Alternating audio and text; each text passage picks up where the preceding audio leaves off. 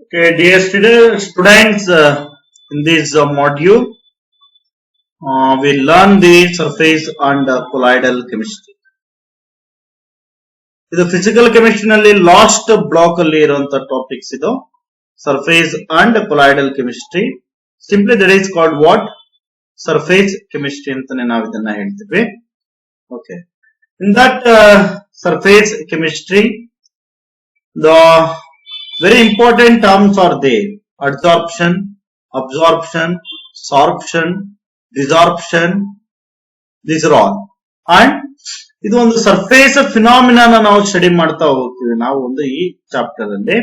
ಏನ್ surface phenomena ಅಂತ ಹೇಳಿದ್ರೆ, ಒಂದು ಗೇಸಿಯಸ್ ಅಥವಾ ಲಿಕ್ವಿಡ್ ಸಲ್ಯೂಟ್ ಮಾಲಿಕ್ಯೂಲ್ಸ್ ಗಳು ಸಾಲಿಡ್ ಸರ್ಫೇಸ್ ಅನ್ನ ಅಕ್ಯುಮುಲೇಟ್ ಮಾಡ್ಕೊಳ್ಳೋದ್ರಿಂದ ಥರ್ಮೋಡೈನಮಿಕ್ ಪ್ರಾಪರ್ಟೀಸ್ ಏನೇನ್ ಆಗುತ್ತೆ ಇದನ್ನ ನಾವು ಸರ್ಫೇಸ್ ಫಿನಾಮಿನನ್ ಅಂತ ಹೇಳ್ತಾ ಹೋಗ್ತೇವೆ.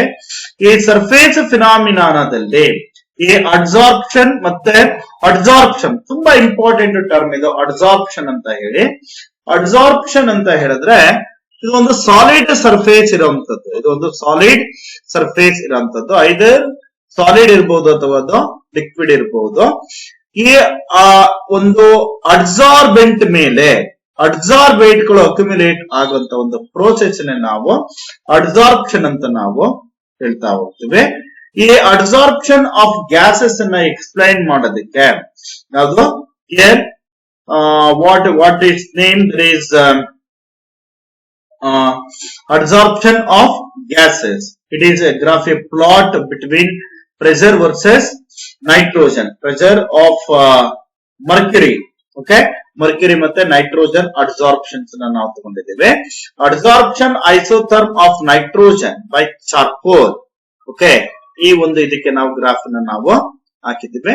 ನಿಮ್ಗೆ ಕೇಳಿದ್ರೆ ಇದನ್ನೊಂದು 2-3 ಮಾರ್ಕ್ ಕೇಳ್ತಾರೆ. ಓಕೆ, ಯಾವ್ದಿದು ಅಡ್ಸಾರ್ಪ್ಷನ್ ಐಸೋಥರ್ಮ್ ಈಕ್ವೇಶನ್ ಅಥವಾ ಅಡ್ಸಾರ್ಪ್ಷನ್ ಐಸೋಥರ್ಮ್ ಅಂತಾನೆ ನಾವು ಹೇಳ್ತೀವಿ. ಓಕೆ, ಈ ಮ್ಯಾಥಮೆಟಿಕಲ್ ಎಕ್ಸ್ಪ್ರೆಷನ್ಸ್ ಎಲ್ಲ ನಮ್ಗೆ ತುಂಬಾ ಇಂಪಾರ್ಟೆಂಟ್ ಇದು. ಓಕೆ, ಥ್ರೆಡ್ಲೆಟ್ ಅಡ್ಸಾರ್ಪ್ಷನ್ ಐಸೋಥರ್ಮ್ ಅಂತ ನಮ್ಗೆ ಕೇಳ್ತಾ ಹೋಗ್ತಾರೆ. ಇಲ್ಲಿ ಡಿಫರೆಂಟ್ ಟೈಪ್ಸ್ ಆಫ್ ಅಡ್ಸಾರ್ಪ್ಷನ್ ಇದೆ. ಒಂದು ಫಿಸಿಕಲ್ ಅಡ್ಸಾರ್ಪ್ಷನ್ ಆರ್ ಫಿಸಿಸಾರ್ಪ್ಷನ್ ಅಂತ ಹೇಳ್ತೀವಿ, ಇನ್ನೊಂದು ಕೆಮಿಕಲ್ ಅಡ್ಸಾರ್ಪ್ಷನ್ ಆರ್ ಕೆಮಿಸಾರ್ಪ್ಷನ್ ಅಂತ ಹೇಳ್ತೀವಿ.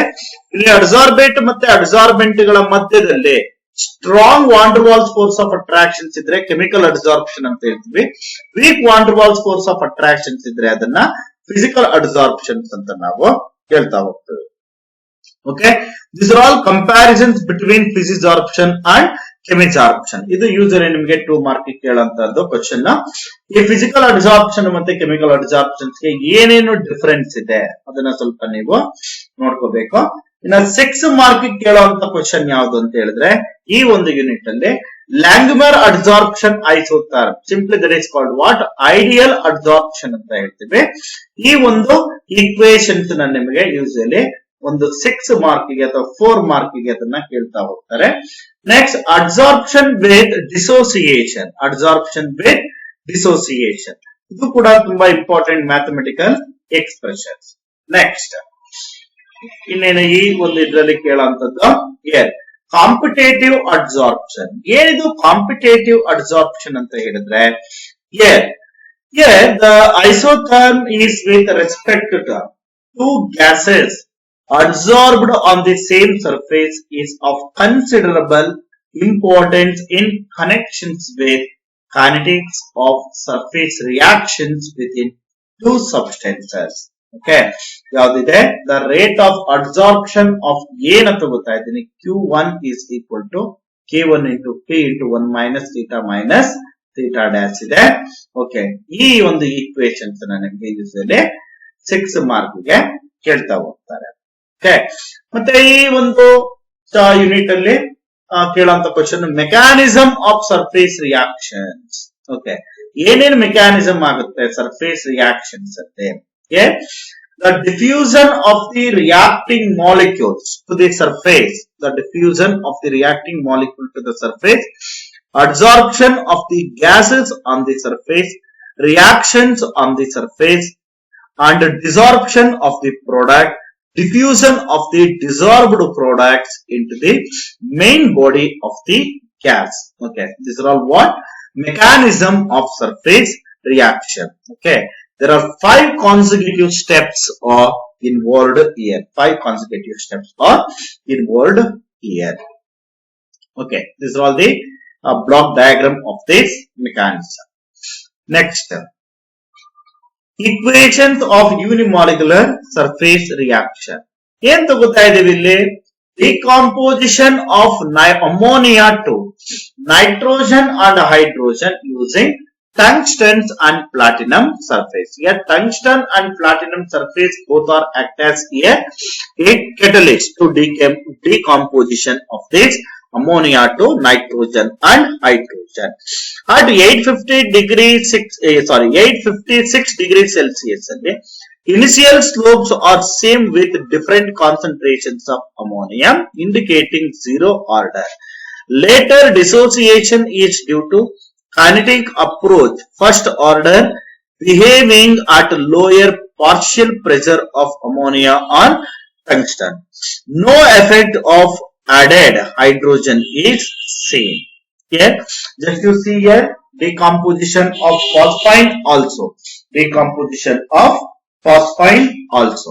Here, consider that phosphines on glass surface to show that first order at low pressure and zero order at high pressure. Here, decomposition of nitrous oxide into nitrogen and oxygen. V is equal to K into N2O divide 1 plus A into N2O plus B into O2. This is what decomposition of this nitrogen and oxygen in that nitrous oxide. Next we consider decomposition of formic acid. Here decomposition of formic acid. Just we consider here formic acid, it undergo decomposition. We are getting CO. This is capital C, capital O plus H2O. We liberate 16 kilocalories, and the same molecule here treated with the different catalyst, what we are getting carbon dioxide and hydrogen. Next we consider bimolecular surface reaction. What is meant by bimolecular surface reaction? It is explained by Langmuir-Hinshelwood mechanism. This is what? Langmuir-Hinshelwood mechanism. Here 2 different molecules or we are going to take what we are getting the product. Here, this is a mathematical expressions for that bimolecular molecule. The 2 special cases are involved in that spreadly covered surfaces and what very weakly absorbed molecules. Okay. ಇದನ್ನೇನು ಜಾಸ್ತಿ ಎಲ್ಲೂ concentrate ಅನ್ನ ಮಾಡಿಲ್ಲ ಅದು. Okay, ಇದ್ರ ಬಗ್ಗೆ ಏನು ಜಾಸ್ತಿ ತಲೆ ಕೆಡಿಸ್ಕೊಳ್ಳುವಂಥದ್ದು ಬೇಡ ಅದು. Okay, next inhibition of surface reaction. ಏನೇನ್ ಸರ್ಫೇಸ್ ರಿಯಾಕ್ಷನ್ಸ್ ಅಲ್ಲಿ ಏನೇನ್ ಆಗುತ್ತೆ? ಓಕೆ, ಕಂಪ್ಲೀಟ್ ಪ್ರೊಸೀಜರ್ ನ ಇದು ನೋಡ್ಕೊಳ್ಳಿ. ಇದು inhibition of surface mechanism. Okay, this activation energies. Activation energies means it is Arrhenius theory. Actually, it is explained that activation energies. Okay, the Arrhenius theory li namage gottagutte activation energy. Okay, activation energy diagram kuda nimage usually kelanta chances irutte. Okay, ee ಒಂದು unit ಅಲ್ಲಿ ನೀವು concentrate ಮಾಡಬೇಕಾಗಿರುವಂತದ್ದು. Okay, what are surface phenomena? Different types of surface phenomena. How adsorption is different from absorption phenomena. Next, derive that Langmuir adsorption isotherm. Derive the expressions for adsorption with dissociation. Next, derive the equation for bimolecular surface reaction and unimolecular surface reaction, etc. These are all very important concept regarding to that unit 30. Next, in that unit 14, what is that? It is also based on the surface and colloidal chemistry. From this topic, generally asking here, Bronner-Emmett-Steller adsorption isotherm. Bronner-Emmett-Steller adsorption isotherm. Okay, ಅದು graphically representations ಅನ್ನ ಹೇಳ್ತಾ ಇದ್ದಾರೆ. ಅದೊಂದು ಸ್ವಲ್ಪ ನೀಟಾಗಿ ನೋಡ್ಕೊಳ್ಳಿ. ಇದು assumptions of BET theory. ಏನೇ ಅಸಂಪ್ಷನ್ಸ್ ಇದೆ, gases molecules behave ideally. Okay, ಈ ತರ ನಿಮ್ಗೆ ಅರೌಂಡ್ ಒಂದು 7 ಅಸಂಪ್ಷನ್ಸ್ ಇದೆ. No adsorbate interactions, an adsorbed molecule is immobile and all the sides on the surface are equivalent. Next, multi-layer adsorption is possible to each side and gaseous molecules behaves ideally. Okay, these are all very important assumptions regarding to that, regarding to what BET isotherm, regarding to that BET isotherm. Okay, please we concentrate here. Okay, next the derivation is there, derivations ಇದೆ. Okay, ಅದನ್ನ ನೋಡಿ. ಸ್ವಲ್ಪ ತುಂಬಾ important ಆಗಿ ಕೇಳುವಂತದ್ದು. ಎಲ್ಲ ಲೆಂಥಿ questions ಇರೋದ್ರಿಂದ okay, ನೀವು ಪ್ರತಿಯೊಂದನ್ನು ಕೂಡ ನೀಟಾಗಿ ನೋಡ್ಕೊಳ್ಳೇಬೇಕು. Brunauer Emmett and Teller equation theory, specific surface area determination. ಒಂದು ಮಲ್ಟಿ ಕಾಂಪೊನೆಂಟ್ ಮೆಜರ್ಮೆಂಟ್ ಇದೆ, ಇನ್ನೊಂದು ಸಿಂಗಲ್ ಪಾಯಿಂಟ್ ಮೆಜರ್ಮೆಂಟ್ ಇದೆ. ಇದರಲ್ಲಿ ಒಂದನ್ನ ಯೂಸ್ ಆಗಿ ಕೇಳುವಂತದ್ದು. ಇನ್ನು ಅಡ್ಸಾರ್ಪ್ಷನ್ ಐಸೋಥರ್ಮ್ ಅಲ್ಲಿ ನಮಗೆ adsorption isotherm, we know that adsorption isotherm ಅಂತ ಹೇಳಿದ್ರೆ ನಮಗೆ ಆಲ್ರೆಡಿ ಗೊತ್ತಿದೆ. It is a relation between the amount of adsorbed on a given surface at constant temperature and the equilibrium concentrations of the substrate in contact with the adsorbent is known as adsorption isotherm. ಇಲ್ಲಿ figure A ಮತ್ತೆ figure B ಇದೆ. One is what monolayer adsorption, ಇನ್ನೊಂದು multi layer adsorption ಇದೆ. Gibbs isotherm one of the very important. ಈ surface phenomenon ಹೇಳುವಂತದ್ದೇ ಈ Gibbs isotherm. Surface phenomenon ಹೇಳುವಂತದ್ದೇ ಯಾವ್ದಿದೆ? ಇದು ಗಿಬ್ಸ್ ಐಸೋಥರ್ಮ್ ಇದೆ. ಯಾವ್ದಿದೆ ಈ ಗಿಬ್ಸ್ ಐಸೋಥರ್ಮ್ ಅಲ್ಲಿ? Just we are going to consider for that. Okay, ಈ ನಮ್ KSOU ನಲ್ಲಿ ಕೇಳುವಂತ ಕ್ವಶನ್ಸ್ ಎಲ್ಲ ಡೈರೆಕ್ಟ್ ಆಗೇ ಇರುತ್ತೆ. ಯಾವ್ದು ಕೂಡ ನಿಮ್ಗೆ ಇಂಡೈರೆಕ್ಟ್ ಆಗಿ ಕೇಳುವಂತ ಕ್ವಶನ್ಸ್ ಗಳು ಇರಲ್ಲ. ಓಕೆ, ಈ Gibbs adsorption isotherm usually 6 mark ಗೆ ಕೇಳಬೇಕು. ಇದರಲ್ಲಿ ಎಂಟ್ರೋಪಿ ಏನಾಗುತ್ತೆ, ಎಂಥಾಲ್ಪಿ ಏನಾಗುತ್ತೆ, ಮತ್ತೆ ಅಡ್ಸಾರ್ಪ್ಷನ್ ಏನಾಗುತ್ತೆ. ಎಂಟ್ರೋಪಿ ಮತ್ತೆ ಎಂಥಾಲ್ಪಿ ರಿಲೇಷನ್, ಅದ್ರ ಬೇಸಿಸ್ ಮೇಲೆ ನಾವು ಹೇಳ್ತಾ ಹೋಗುವಂತದ್ದು ಯಾವ್ದು? What is that Gibbs adsorption isotherm. Okay, just to imagine, ಯಾವ್ದು ಒಂದು ವಾಟರ್ ಇದೆ ಅಂತ ಅನ್ಕೊಳ್ಳಿ. ವಾಟರ್ಗೆ ಆಯಿಲ್ ಡ್ರಾಪ್ ಆಗ್ತಾಗ ಏನಾಗುತ್ತೆ ಅದನ್ನ ನೋಡಿ. ಓಕೆ, ಅಷ್ಟು ಸರ್ಫೇಸ್ ಏನಾಗುತ್ತೆ, ಎನರ್ಜಿ ಚೇಂಜ್ ಆಗ್ತಾ ಹೋಗುತ್ತೆ. ಅಷ್ಟು ಸರ್ಫೇಸ್ ಏನಾಗುತ್ತೆ, ಇದು ಎನರ್ಜಿ ಚೇಂಜ್ ಆಗ್ತಾ ಹೋಗುತ್ತೆ. ಅದನ್ನ ಅಸಂಪ್ಷನ್ ಇಟ್ಕೊಂಡು ನಾವು ಪ್ರತಿಯೊಂದು number of moles of ಅಡ್ಸಾರ್ಬೆಂಟ್ on liquid ಮತ್ತೆ ಅಡ್ಸಾರ್ಬೆಂಟ್ ಏನಾಗಿರುತ್ತೆ ಅದನ್ನ ನಾವು ಕ್ಯಾಲ್ಕುಲೇಟ್ ಅಂದ್ರೆ ಫೈಂಡ್ ಔಟ್ ಅನ್ನ ನಾವು ಮಾಡ್ತಾ ಹೋಗ್ತೀವಿ. ಹಾಗಾದ್ರೆ ಈ ಅಡ್ಸಾರ್ಪ್ಷನ್ಸ್ ನ ಅಪ್ಲಿಕೇಶನ್ಸ್ ಎಲ್ಲೆಲ್ಲಿ ಯೂಸ್ ಮಾಡ್ತೀವಿ ನಾವು? ಓಕೆ, ಇದು ಯೂಶಲಿ ನಿಮಗೆ 3 ಅಥವಾ 4 ಮಾರ್ಕ್ ಕೇಳಂತ ಕ್ವಶನ್ಸ್ ಇದೆ. ಇದು ಇನ್ ಹೆಟ್ರೋಜಿನಿಯಸ್ ಕೆಟಲಿಸ್ಟ್ ಅಲ್ಲಿ ನಾವು ಯಾವ್ದನ್ನ ಯೂಸ್ ಮಾಡ್ತೀವಿ? ಅಡ್ಸಾರ್ಪ್ಷನ್ ಪ್ರಿನ್ಸಿಪಲ್ಸ್ ನ ಯೂಸ್ ಮಾಡ್ತೀವಿ.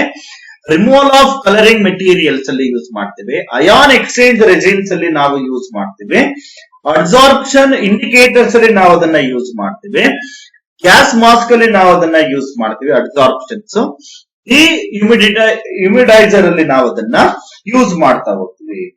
ಹ್ಯೂಮಿಡೈಸರ್ ಅಲ್ಲಿ ನಾವು ಅದನ್ನ ಯೂಸ್ ಮಾಡ್ತಾ ಹೋಗ್ತೀವಿ. These are all very important applications of this adsorption. Important applications of this adsorption. Okay, just summary ಅವೆಲ್ಲ ನೀವು ನೋಡ್ಕೋಬೇಕದ. Okay, this is from this unit 14. Next week considerations of this unit 15.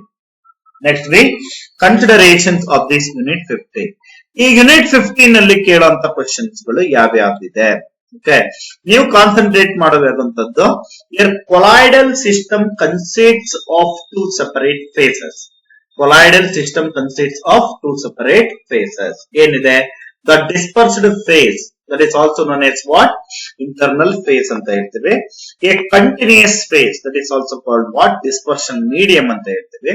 A colloidal system may be solid, liquid or gases ಅಂತ ನಾವು ಹೇಳ್ತಾ ಹೋಗ್ತೀವಿ. ನಮಗೆ colloids ಅಂದ್ರೆ ಗೊತ್ತಿರಬೇಕು, ತುಂಬಾ ಇಂಪಾರ್ಟೆಂಟ್ ಅಪ್ಪ ಈ ಟರ್ಮ್ ಇದು. ಕೊಲಾಯ್ಡ್ಸ್ ಅಂದ್ರೆ ಏನು? The particle size is in between 1 to 1000 nanometer. That is called what? Colloid.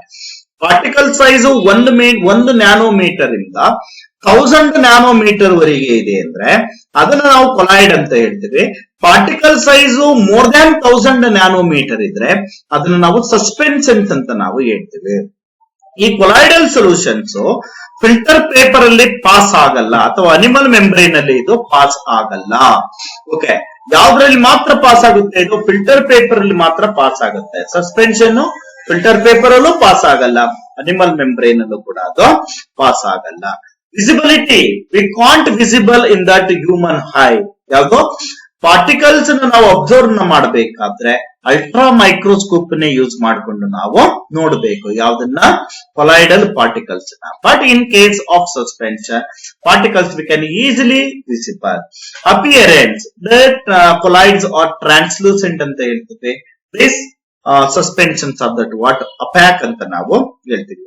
Okay, next types of colloids ಇದೆ. Based on these physical states of dispersed phase and dispersed medium, that colloids are classified into what? Foam, solid sol, aerosol of liquid, emulsion, cell, aerosol of solid, sol and solid sol. Okay, these are all with respect to examples of these types of colloids. And here this is dispersed phase and dispersed medium. This dispersed phase and dispersed medium. Next, the classifications on the basis of interactions between both phase and medium, that is classified into lyophilic colloids, means solvent loving ಅಂತ ಹೇಳ್ತೀವಿ. ಇನ್ನೊಂದು ಯಾವ್ದಿದೆ, lyophilic colloids ಅಂತ ಹೇಳ್ತೀವಿ, that is called what?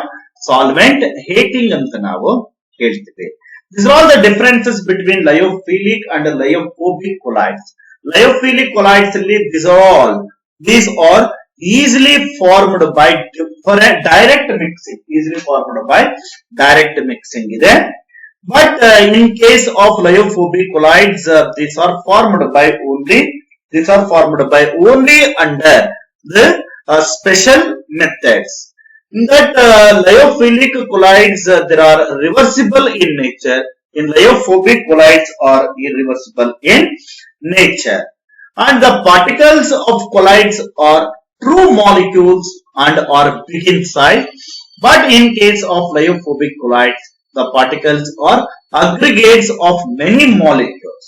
And in that lyophilic colloids, particles are not easily visible even under microscope because the particle size is less than 1 to 1000 nanometer. It is not possible to visible in that human eye, but under microscope you can easily visible. In case of lyophobic colloids, the particles are easily detected under ultra microscope. In that lyophilic colloids, they are very stable, but lyophobic colloids are unstable and require traces of stabilizer. And lyophilic colloids, the addition of small amount of electrolyte causes precipitation, but in case of lyophobic, the addition of small amount of electrolyte has less effect. Okay, larger quantities of electrolytes are required to cause coagulation. And these are all very important applications. Just to go through that, the differences. Okay, generally ನಿಮಗೆ ಕೇಳೇ ಕೇಳ್ತಾರೆ. And one more classification of colloids based on these particles of the dispersed phase. What is that? Multimolecular colloids, macromolecular colloids, and associated colloids. These are all very important mechanisms are involved. Okay, especially for that what? Soap solution. This is a very good missile formation of that missiles. Next, how to preparations of these lyophobic colloids based on this what? Dispersions method. In that Bredik's arc method, that is also called electric disintegrations method ಅಲ್ಲಿ ನಾವು ಯಾವ್ದನ್ನ prepare ಮಾಡ್ತಾ ಹೋಗ್ತೀವಿ, colloids ನಾವು prepare ಮಾಡ್ತಾ ಹೋಗ್ತೀವಿ. ಪೆಪ್ಟೈಸೇಷನ್ಸ್ ಅಂತ ಹೇಳ್ತೀವಿ. ಈ ಒಂದು ಟ್ರೂ ಸೊಲ್ಯೂಷನ್ಸ್ ಇದೆ. ಟ್ರೂ ಸೊಲ್ಯೂಷನ್ಸ್ ಅಂದ್ರೆ ಪಾರ್ಟಿಕಲ್ ಸೈಜ್ ತುಂಬಾ ಕಡಿಮೆ ಇದೆ ಅಂತದಿಗೆ ಕೊಯಾಗುಲೇಟಿಂಗ್ ಏಜೆಂಟ್ ನ ಅಡಿಷನ್ ಮಾಡಿ ಅಥವಾ ಪೆಪ್ಟೈಸಿಂಗ್ ಏಜೆಂಟ್ ನ ಅಡಿಷನ್ ಮಾಡಿ ನಾವು ಕೊಲಾಯ್ಡಲ್ ರೇಂಜ್ ಗೆ ನಾವು ತರ್ತಾ ಹೋಗ್ತೀವಿ. That is called what? Peptidations ಅಂತ ನಾವು ಹೇಳ್ತೀವಿ. Next, by oxidations method we are going to prepare that colloidal solution. By reductions method we are going to prepare colloidal solution. Hydrolysis ಅಲ್ಲಿ ನಾವು ಕೊಲೈಡಲ್ ಸೊಲ್ಯೂಷನ್ಸ್ ನ ಪ್ರಿಪೇರ್ ಮಾಡ್ತಾ ಹೋಗ್ತೀವಿ. Double ಡಿಕಾಂಪೋಸಿಷನ್ಸ್ ಅಲ್ಲಿ colloids ನಾವು ಪ್ರಿಪೇರ್ ಮಾಡ್ತಾ ಹೋಗ್ತೀವಿ. However, what are the purifications? How to purify that colloidal solution? Colloidal solutions ನ ಪ್ಯೂರಿಫೈ ಮಾಡೋದಕ್ಕೆ ಯಾವ್ದಿದೆ ಅಂತ ಹೇಳಿದ್ರೆ ಆಸ್ಮಾಸಿಸ್ ಟೆಕ್ನಿಕ್ಸ್ ನಾವು ತಗೋತೀವಿ. Dialysis, not osmosis, dialysis techniques ನಾವು ತಗೋತೀವಿ. ಅದು ಡಯಾಲಿಸಿಸ್ ನ ಕೇಳಬಹುದು ಅಥವಾ ಎಲೆಕ್ಟ್ರೋ ಡಯಾಲಿಸಿಸ್ ನ ಕೇಳಬಹುದು. ಓಕೆ, ಅಥವಾ ಅಲ್ಟ್ರಾ ಪ್ಯೂರಿಫಿಕೇಶನ್ಸ್ ಅಥವಾ ಅಲ್ಟ್ರಾ ಫಿಲ್ಟ್ರೇಷನ್ಸ್ ಅನ್ನ ಕೇಳಬಹುದು. Okay, this are all very important. Okay, ಎಲ್ಲ ಯಾವುದು ಅಂದ್ರೆ ನಿಮಗೆ ಇಂಪಾರ್ಟೆಂಟ್ ಕೊಲೈಡ್ಸ್ ಅಲ್ಲಿ ಕೇಳುವಂತದ್ದು. ಮತ್ತೆ ಕೊಲೈಡಲ್ ಸೊಲ್ಯೂಷನ್ಸ್ ಗೆ ಯಾವ ಯಾವ ಪ್ರಾಪರ್ಟೀಸ್ ಗಳಿದೆ? What are the properties of this colloidal solution? ಒಂದು ಕಾಲಿಗೇಟಿವ್ ಪ್ರಾಪರ್ಟೀಸ್. ನೆಕ್ಸ್ಟ್ ಯಾವ್ದಿದೆ? ಒಂದು ಆಪ್ಟಿಕಲ್ ಪ್ರಾಪರ್ಟೀಸ್, ಅದನ್ನ ನಾವು ಟಿಂಡಾಲ್ ಎಫೆಕ್ಟ್ ಅಂತ ಹೇಳ್ತೀವಿ. When an intense converging beam of light is passed through a colloidal solution, what happens? The path of the beam gets illuminated with the bluish light. This phenomenon is called what? Tyndall effect. Okay, that is illustrated. Path is known as what? Tyndall cone. Okay, this is the effect. This is Tyndall effect. Okay, and some important effect. Some example of this Tyndall effect. Yaudide? Tiles of comets is seen as a Tyndall effect, scattering of the tiny solids particles left by the comet in its path. Scattering the sky looks blue, that is also a Tyndall effect. Blue color of water in sea, that is also a Tyndall effect.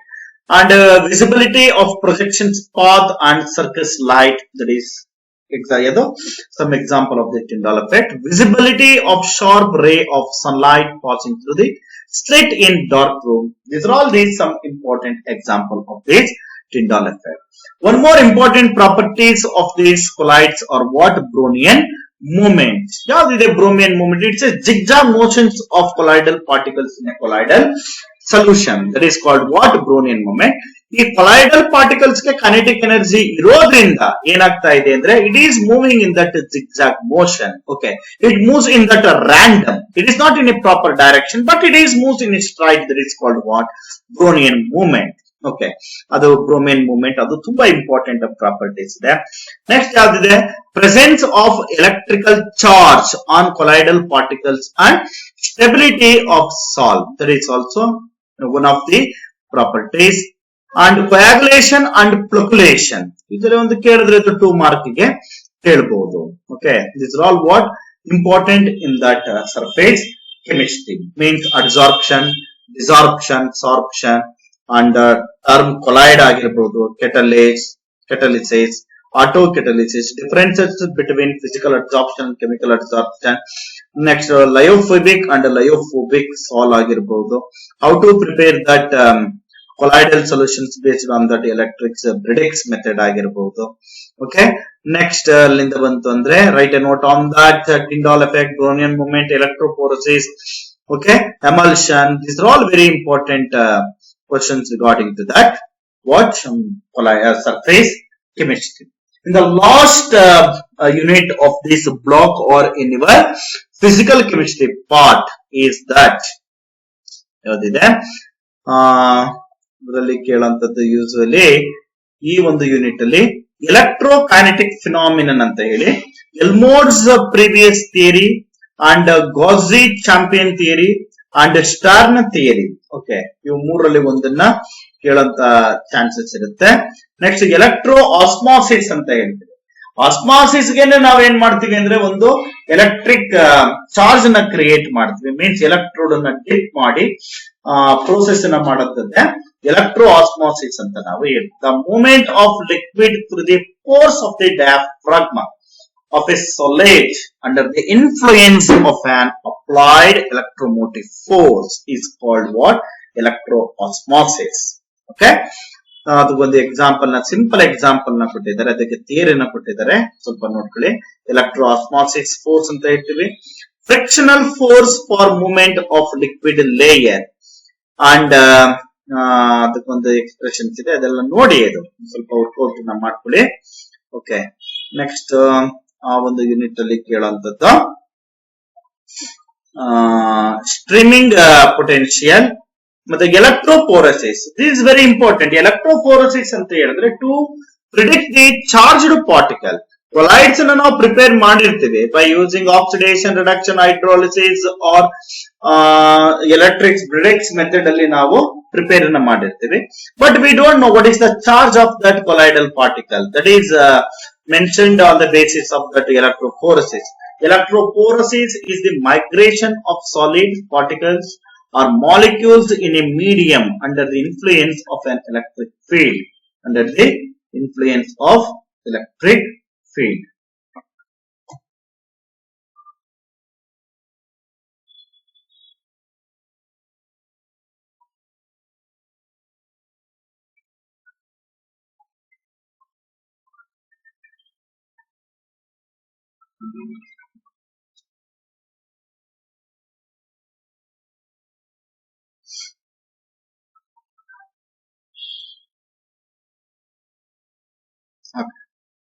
Under the influence of electric field. That is what electrophoresis. ಅದನ್ನ concentrate ಅನ್ನ ಮಾಡ್ತಾ ಹೋಗ್ತಾರೆ. Okay, ತುಂಬಾ derivations ಎಲ್ಲ ಇದೆ, ಸ್ವಲ್ಪ ನೀವು ಅದು ಪ್ರಾಕ್ಟೀಸ್ ಮಾಡಲೇಬೇಕು. ಅಂಡ್ ಮೂವಿಂಗ್ ಬೌಂಡರಿ ಎಲೆಕ್ಟ್ರೋಫೋರಸಿಸ್ ಅಂತ ಹೇಳಿ, ಈ moving boundary electrophoresis usually 6 marks ಅವರು ಕೇಳ್ತಾ ಹೋಗ್ತಾರೆ. Next to get good boundaries. Okay, ಹೌದು, ಸೆಕ್ಲೇರಿಯನ್ ಮೆಥಡ್ ಅಂತ ಹೇಳಿ, ಸೆಕ್ಲೇರಿಯನ್ ಮೆಥಡ್ ಅಲ್ಲಿ ಟೋಪ್ಲೇರ್ ಸೆಕ್ಲೇರಿಯನ್ ಮೆಥಡ್ ಅಂತ ಹೇಳಿ, ಅದು ನಿಮ್ಗೆ ಸ್ವಲ್ಪ ಇಂಪಾರ್ಟೆಂಟ್ ಅದು. Okay, these are all means paper electrophoresis. Okay, diagram ಮತ್ತೆ ಅದು ಥಿಯರಿ ಎಲ್ಲ ಬರೀಬೇಕು ಸ್ವಲ್ಪ ಅದು. ಮತ್ತೆ zone electrophoresis. In that zone electrophoresis, separations in the presence of inert stabilizing media like paper, shell, etc. ಆ ಒಂದು ಬೇಸಿಸ್ ಮೇಲೆ ನಾವು zone electrophoresis ನ ಮಾಡ್ತಾ ಹೋಗ್ತೇವೆ. Gel electrophoresis. Okay, these are all the final moment ಅಲ್ಲಿ ನಾವು ನಿಮಗೆ ಸ್ವಲ್ಪ ಹೆಲ್ಪ್ ನ ಮಾಡ್ತಾ ಇರೋದಷ್ಟೇ ಇದು. So many students are asking to revise the content. That's why. And stabilizers, sometimes to separate the subunits, DNA, RNA ಇದೆ. ಓಕೆ, ಅಂತದ್ರಲ್ಲಿ ನಾವು ಯಾವ್ದನ್ನ ಸೋಡಿಯಂ ಡ್ಯುಡೆಸಿಲ್ ಸಲ್ಫೇಟ್ ಅಂತ ಹೇಳೋದನ್ನ ಸ್ಟೆಬಿಲೈಸರ್ ಆಗಿ ನಾವು ಅದನ್ನ ಯೂಸ್ ಮಾಡ್ತೇವೆ. Determination of isoelectric point of proteins. How to determine that? To measure the mobility of proteins at several pH, plot the mobility values versus pH value. Okay, ಇದನ್ನ ನಾವು ಸ್ವಲ್ಪ ನೋಡ್ತಾ ಹೋಗ್ತೀವಿ. Okay, these are all the contents are developed. Okay, ಈ video ಮಾಡಿರುವಂತ ಉದ್ದೇಶ ಇಷ್ಟೇ. ನೀವು ಸ್ವಲ್ಪ ಎಕ್ಸಾಮಿನೇಷನ್ಸ್ಗೆ, ಓಕೆ, ಸೆಕೆಂಡ್ ಸೆಮಿಸ್ಟರ್ ಎಕ್ಸಾಮಿನೇಷನ್ಸ್ಗೆ ಸ್ವಲ್ಪ ಏನೇನು ಓದಬೇಕು ಅನ್ನೋದನ್ನ ನಾನು ನಿಮ್ಗೆ ಹೇಳಿದ್ದೇನೆ. Explain electro osmosis phenomenon, moving boundary electrophoresis, zone electrophoresis, gel electrophoresis. Okay, ಇದೆಲ್ಲ ನಿಮ್ಗೆ ಯಾವುದು ಅಂದ್ರೆ most expected questions from this unit 16. Okay, dear students, once again ನಾನು ನಿಮಗೆ ಹೇಳ್ತಾ ಇರೋದು ಏನಂತ ಹೇಳಿದ್ರೆ, ಎಕ್ಸಾಮಿನೇಷನ್ಸ್ ಬಗ್ಗೆ ಯಾವುದೇ ರೀತಿಯಾದಂತ ಗೊಂದಲಗಳು ಬೇಡ. ನಿಮಗೆ 16 ಯೂನಿಟ್ಸ್ ಇಂದ ಪ್ರತಿಯೊಂದು ಯೂನಿಟ್ ಇಂದನೂ ಕೂಡ ನಿಮಗೆ ಈಕ್ವಲ್ ವೆಯ್ಟೇಜ್ ಅನ್ನು ನಾವು ನಿಮಗೆ ಕೊಡ್ತೀವಿ. ಓಕೆ, 2 ಮಾರ್ಕ್ ಕ್ವಶನ್ಸ್ ಅಲ್ಲಿ ಸ್ವಲ್ಪ ಕಾನ್ಸಂಟ್ರೇಟ್ ಮಾಡಿ ನೀವು ಓದ್ಕೋಬೇಕು. ಈಗ 2 ಮಾರ್ಕ್ ಕ್ವಶನ್ಸ್ ಅಲ್ಲಿ ನಿಮ್ಗೆ ಔಟ್ ಆಫ್ ಔಟ್ ಬೇಕು ಅಂತ ಹೇಳಿದ್ರೆ ನೀವು ಅಟ್ಲೀಸ್ಟ್ ಮಿನಿಮಮ್ 3 ಯೂನಿಟ್ಸ್ ಆದ್ರೆ ನೀವು ಕ್ಲಿಯರ್ ಆಗಿ ಕಲ್ತಿರ್ಬೇಕು. ಓಕೆ, ಅದರ್ 2 ಕ್ವಶನ್ಸ್ ಅನ್ನ ಬೇಕು ಅಂದ್ರೆ ನೀವು ಆಪ್ಷನ್ಸ್ ನ ತಗೋಬಹುದು. ಓಕೆ, ಬಟ್ ಏನು ಅಂದ್ರೆ ಯಾವುದು ಡೆರಿವೇಶನ್ಸ್ ಇದೆ ಅಂತದನ್ನ ನಿಮಗೆ ಮ್ಯಾಕ್ಸಿಮಮ್ ಕಾನ್ಸಂಟ್ರೇಟ್ ಮಾಡ್ತಾರೆ. ಏನಕ್ಕೆ ಅಂದ್ರೆ 6 ಮಾರ್ಕ್ಸ್ ಗೆ ಕೇಳುವಂತದ್ದು, 4 ಮಾರ್ಕ್ ಗೆ ಕೇಳುವಂತದ್ದು, ಮತ್ತೆ 2 ಮಾರ್ಕ್ ಗೆ ಕೇಳುವಂತ ಕ್ವಶನ್ಸ್ ನಾನು ಎಲ್ಲಾನು ಕೂಡ ನಾನು ನಿಮಗೆ ಆಲ್ರೆಡಿ ಬ್ರೀಫ್ ಔಟ್ ಅನ್ನ ಮಾಡಿದ್ದೇನೆ. ಇನ್ನೇನಾದ್ರೂ ಡೌಟ್ ಇತ್ತು ಅಂದ್ರೆ ಥ್ರೂ ದಿ ಗ್ರೂಪ್ ಅಲ್ಲಿ ನೀವು ನನಗೆ ಮೆಸೇಜ್ ಅನ್ನ ಮಾಡಬಹುದು. Okay, I hope you are all understanding. ನಾನು ಏನ್ ಹೇಳ್ತಾ ಇದ್ದೀನಿ ಅನ್ನೋದು ನಿಮ್ಗೆ ಕ್ಲಿಯರ್ ಆಗಿ ಗೊತ್ತಾಗಿದೆ ಅಂತ ಅನ್ಕೊಂಡಿದ್ದೀನಿ. ಸ್ವಲ್ಪ ಸ್ಪೀಡ್ ಆಗಿರ್ಬಹುದು, ಸ್ವಲ್ಪ ಅದನ್ನ ಅಡ್ಜಸ್ಟ್ ಮಾಡ್ಕೊಂಡು. ಓಕೆ, ಯಾಕೆಂದ್ರೆ ಈ ಶಾರ್ಟ್ ಡ್ಯೂರೇಷನ್ಸ್ ಅಲ್ಲಿ ಎಂಟೈರ್ ಸಿಲೆಬಸ್ ನ ನಾವು ಕವರ್ ಮಾಡ್ಬೇಕು ಅಂತ ಹೇಳಿದ್ರೆ ಸ್ವಲ್ಪ ಕಷ್ಟನೇ ಇದು. ಓಕೆ, ಹಾಗಾಗಿ ನಾನೇನ್ ಮಾಡಿದ್ದೀನಿ ಅಂದ್ರೆ ಅದನ್ನ ಸ್ವಲ್ಪ ಬ್ರೀಫ್ ಔಟ್ ಅನ್ನ ಮಾಡಿ ನಿಮಗೆ ಹೇಳಿದ್ದೀನಿ. ಓಕೆ, ನೆಕ್ಸ್ಟ್ ಕ್ಲಾಸ್ ಅಲ್ಲಿ ಆ ಕ್ವಶನ್ ಪೇಪರ್ ನಾನು ಡಿಸ್ಕಷನ್ ಮಾಡೋದನ್ನ ನಾನು ನಿಮ್ಗೆ ಹೇಳ್ಕೊಡ್ತೀನಿ. ಒಂದು ಕ್ವಶನ್ ಪೇಪರ್ ನ ಡಿಸ್ಕಷನ್ ಮಾಡಿ ನಾನು ನಿಮ್ಗೆ ಹೇಳ್ಕೊಡ್ತೀನಿ. ಮತ್ತೆ ಅನಾಲಿಟಿಕಲ್ ಕೆಮಿಸ್ಟ್ರಿನೂ ಕೂಡ ನಾನು ಒಂದ್ಸಲ ಬ್ರೀಫ್ ಔಟ್ ಅನ್ನ ಮಾಡಿ ನಿಮಗೆ ಕೊಡ್ತೀನಿ. ಅನಾಲಿಟಿಕಲ್ ಕೆಮಿಸ್ಟ್ರಿ ಬ್ರೀಫ್ ಔಟ್ ಮಾಡಿ ಕೊಡ್ತೀನಿ. Okay, thank you.